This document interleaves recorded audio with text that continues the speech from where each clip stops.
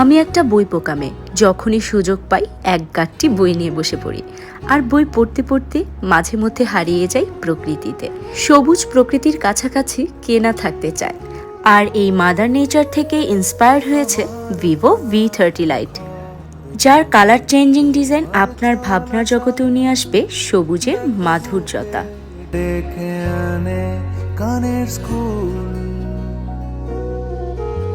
ঘামে ভেজা পথে যত অসুখের দল, স্কেচ পেনে তাকে রাঙাও তুই আঙুল।